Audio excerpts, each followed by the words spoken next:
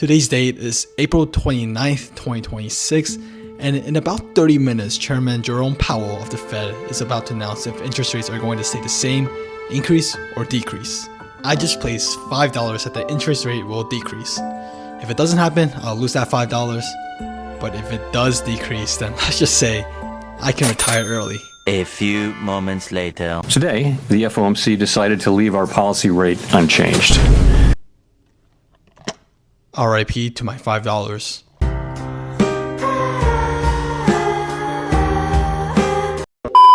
This is all part of a world called prediction-based markets. Prediction markets, the fast-growing platforms where you can bet on basically anything. It's a site where you can basically bet on current events. It's a multi-billion-dollar industry that's projected to reach about $1 trillion in market volume soon. But there's a much darker side to it. In this video, I'll be explaining what exactly a prediction-based market is, uncovering the regulations that allow all of this to be legal, investigating insider trading and the much darker side of these trading platforms, and then finally, I'll be putting some of my own money into these trading platforms and see how I do. We all know what sports gambling is. It's wagering your own money on a sporting event using odds set by the bookmakers. You can bet on money line, which is who wins, spreads, which is the margin of victory, player props, which are based on individual performances, and you can combine these all into a parlay to increase your potential payout. All these bets are against the house, and the house typically gets a cut of the profit. On the flip side, a prediction-based market is a contract-based agreement. Remember that phrase contract-based. It will be key later on. It always starts with a yes or no question, and you bet on the outcome of real events. Let's see an example of such contract. Will the US confirm that aliens exist by 2027? And yes, this is an actual example of one of these contracts. Each contract always has a question with a yes or no answer. Each contract pays out $1, and the cost to buy one of these contracts is the probability of them happening. So, if the US confirms that aliens exist by December 31st, and you buy in for 18 cents, you'll make 72 cents profit for each contract that you buy. And you would obviously lose that 18 cents if the US does not confirm that aliens exist. And the same thing happens for no. Obviously, the general consensus is that the US won't confirm that aliens exist by 2027, so the contract for no is more expensive but a safer option. Odds for the prediction-based market aren't determined by the house, like with sports betting, but rather determined by the thousands and thousands of people who are constantly buying and selling these contracts. Let's take this contract for example. There are over $23 million traded on this contract alone. It's like a market. The odds move up and down depending on new information that comes into the market and to the public. Let's say a picture of a UFO becomes viral. That would obviously shoot up the yes contract because it's more likely that the US would confirm that aliens exist. But the real mindfuck here is that while sports betting is illegal for anyone who is 21 or younger, prediction-based markets are legal for anyone who is 18 or older. But why? You might be thinking to yourself that sports betting and prediction-based markets are basically the same thing. It's like gambling, right? Why does prediction-based markets have a younger age limit than sports gambling? Well, it's all thanks to these guys right here. The CFTC, otherwise known as the Commodities Futures Trading Commission. These guys have decided that prediction-based markets are a contract-based agreement. They are a contract-based agreement that can basically be treated like a financial asset. You can think of it as like a commodities future contract. Now, obviously there are disputes with states over this saying this should be banned in my state, you should be at least 21 to do this, but the CFTC is regulated by the federal government, so it mostly overrides all the state regulations that are in place. My thought is that this doesn't make any sense. You can literally go on these prediction platforms and bet on anything sports related, all the way from NBA to golf to even esports. How does that make sense? You have to be 21 or older to bet on these sports betting platforms, but you can be 18 and bet on exactly the same things on these prediction platforms. And that's why you see a lot of these sports betting platforms transition into a prediction platform so that they can position themselves as being a prediction platform so they can target those from ages from 18 to 21. But the most concerning trend I see here is just the monetization of everything. Back in my days, we would gamble in Pokemon and that would be about it. But now sports betting is here and it rotted our brains. And now that the prediction-based markets are here, we can literally bet and trade on anything we really want. And that's really concerning. People are profiting off wars and the US invading and attacking other countries. And something just seems off about that. Maybe I'm overreacting here, but I just don't like the direction we're heading as a society in general. Okay, I'm on the PolyMarket site and whoa, there's a lot to unpack here. I'm just bombarded with this Bitcoin up and down. There's numbers moving like crazy. Just looking at the entire site, you can see that so many markets are here, from temperature to government shutdown to the Indian Premier League. But let me first create an account to see how all of this works. 12 seconds later. I just tried to place a bet in PolyMarket.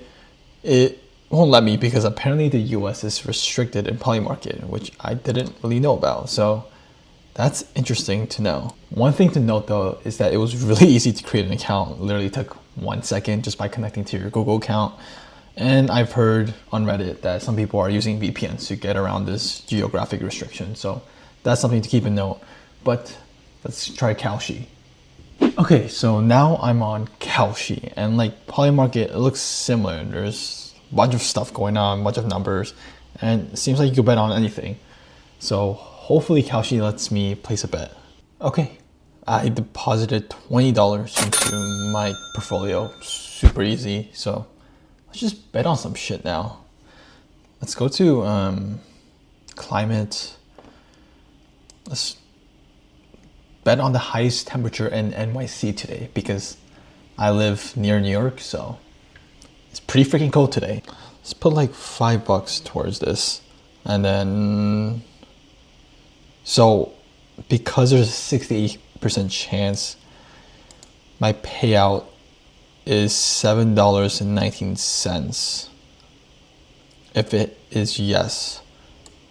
So I think that means I earn a profit of $2.19 if that's true. So let me hit review. I understand. Submit. Done. Well, it looks like I bought my first prediction contract. It's already telling me I have a return on investment of -10 cents, which is awesome to see. Okay, I've been scrolling on Kalshi for a little bit and I found some pretty funny ones that I wanted to share. First one is, will Kim Kardashian pass the bar exam before 2027? Like, what? Dude, this is ridiculous. And there's comments in these in these contracts. Like, who keeps track of this stuff? Next one is, will Trump be photographed every day this week? I mean, there's a 1% chance now, but then the comments are so funny. This guy's like, bro, why are you betting on this? Like, Rice Milk 13, like, I agree with you. Why would you ever bet on something like this? And then you have these crazy mentions where you say, what would announcers say during NBA games? And then there's this, when will the official trailer for Avengers Doomsday be released? I mean, I feel like it's so easy to have insider trading. Like, a Disney Marvel employee can easily figure this out and place an anonymous bet.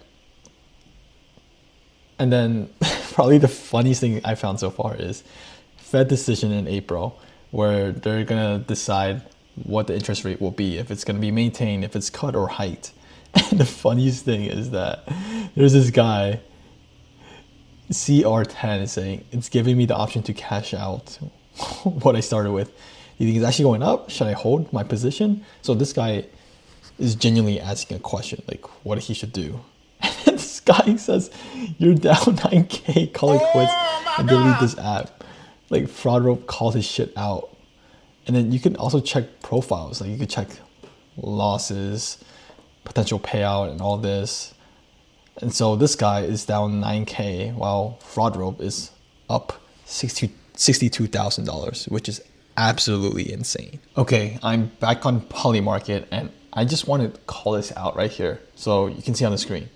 What will happen before GTA 6 comes out? You see Drake releases Iceman. Yes, that's very probable. That's why it costs 98 cents. GPT-6 release, yes, that could be probable. That's why 66%. And then you scroll down and you see Bitcoin hits $1 million. That's never going to happen before GTA 6. Like, but why is it 49%? Isn't it free money? So do I buy no on this? Like, isn't it just free money? Well, and this is where the fine print comes in. It says, this market will resolve to yes if the second coming of Jesus Christ occurs before the Grand Theft Auto 6 is officially released. Otherwise, this market will resolve to no. And here's the most important part. If neither occurs by July 31st, 2026, 11:59 p.m. EST, this market will resolve to 50-50. So basically, if you're just looking at this without even reading the fine print, you would obviously buy contracts of no for Bitcoin hitting 1 million before GTA 6. Like, it seems like such free, easy money. But you have to read the fine print on these contracts or else you get fucked. Like, even comments like call us out. Jumper553 says, guys, it's a trap. GTA is releasing November 19th. That means it would all resolve to 50-50. Read the fine prints. And there are even more comments on this. So if I bet no, Jesus won't return before GTA 6, but then GTA 6 isn't released before 31st, do I lose? And the comments are saying the market was resolved to 50-50. So it's just very confusing and misleading contract in general. And it's something you have to read the fine prints on or else you get fucked. And even Aiden Ross got confused on this. Like, that's how confusing this is. Wait, Jesus Christ returns to the earth. Huh? Wait, no. This gotta be a glitch. As you can probably already guess, insider trading is rampant in the prediction markets. Here's just to name a few. First, this guy who went by the handle Burdensome Mix profited $400,000 on a $32,000 bet that President Maduro would be ousted, just hours before President Trump ordered the operation. This guy would never be caught because all the earnings went to various wallets.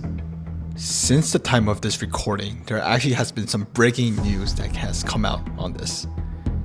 Turns out that Burdensome Mix was Gannon Ken Van Dyke, and he was a master sergeant based at Fort Bragg, North Carolina. And he was actually involved in the planning and execution to capture Maduro. And so this is insider trading where he used sensitive classified information to make wagers on PolyMarket. This is absolutely crazy. Politician bet on himself and got fined. A Mr. Beast editor bet on YouTube contracts and he got caught. Even the White House had to send a message to their own employees saying you can't profit off this. You just can't. Because ultimately in this game, information is power, and the more power you have, the more you can profit. And this game is just only going to get larger and larger as time goes on. Donald Trump Jr., who's directly related to President Trump, is both an advisor and investor to both Kalshi and Polymarket, which seems like a conflict of interest because if he's related to Donald Trump, who directly influenced the CFTC, who regulates both Kalshi and Polymarket, there's a bit of a connection going on, you see, but I will let you connect the dots. And for some people, the prediction markets is starting to become a matter of life or death. For example, an Israeli journalist who reported that an Iranian missile hit a part of Israel literally received death threats over this one bettor who bet on if Iran would strike Israel or not. The death threats came from someone who was forcing and wanting the Israeli journalist to change the story on if a missile actually hit Israel or not. This guy literally received death threats because of this one bet. I mean, it's insane. As I've stated before, this is only going to be a bigger and bigger thing. The monetization of absolutely everything is insane to see, but we're watching happening right in front of our eyes. Both Kalshi and Polymarket are connected to the UFC and NHL. Kalshi partnered with CNN, and now we're seeing both of these platforms sponsor famous athletes. As more and more people become addicted to gambling, I think this is only going to add fuel to the fire. But again, I could be overreacting here, but let me know what you guys are thinking in the comments below. Thanks for watching.